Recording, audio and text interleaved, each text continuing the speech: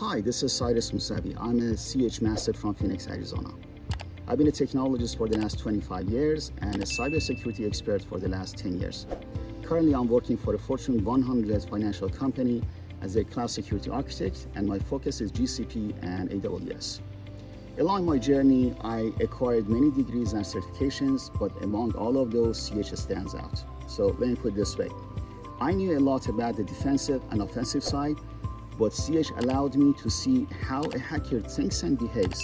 And when the intrusion happens in your system, what are the symptoms that you need to look for?